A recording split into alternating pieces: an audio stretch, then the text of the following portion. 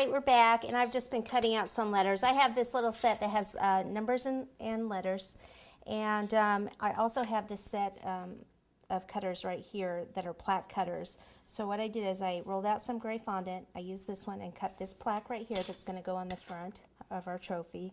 And then I took the letters, DAD. What you have to do is cut them, do that with your finger, and then use the back of a paintbrush to get these out usually. And sometimes you mess them up. If they're too thin, then they stretch too much. That one kind of stretched too much. And also if there's some dried or some fondant on there, get that off, and then you'll get a nicer cut.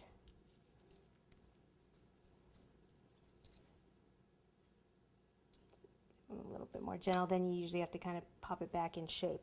But I already have mine cut out here.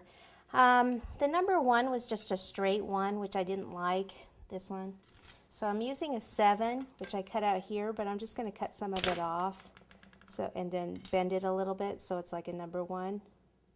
And then they didn't have the number sign in there, but they had this equals. So I have 2 equals here, and I cut these other 2 out here so I can cross these over for number 1 dad. So I'm going to go ahead and pop it on the plaque here. Let's see if I can pick this up. Alright, so what I need to do before this gets any more wrinkled is actually go ahead and put the plaque on the fondant, on the trophy. So just a little bit of water on the back, not too much. Pick it up right in the center.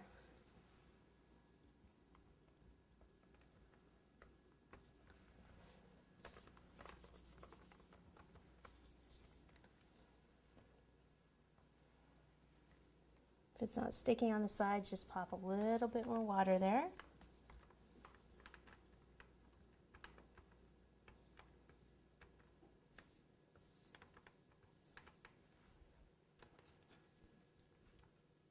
Okay, and then I can go ahead and take these. So I have to do number 1 first. And I'm just going to kind of pop them on at an angle. Get some of this out of the way. So I have to do these number signs first.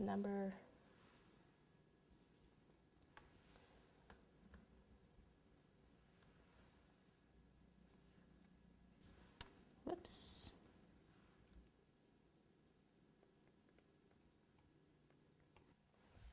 And then the number 1.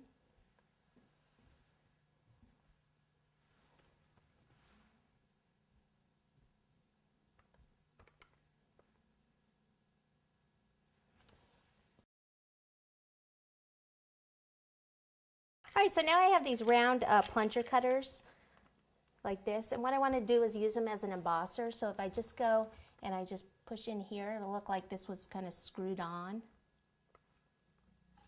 or bolted on.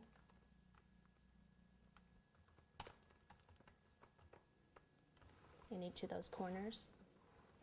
Actually, we should do it all the way around.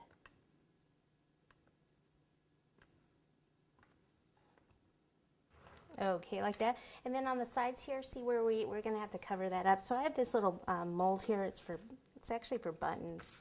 I figured I could use one of these and just kind of pop this in here, pop it back out. So it's just got a little bit of design on it.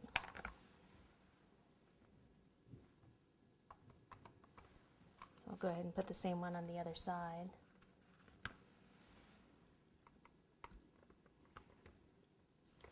Okay, so I think it's pretty much ready now just to be airbrushed. So let me get this stuff out of the way, get the airbrush, and we can color.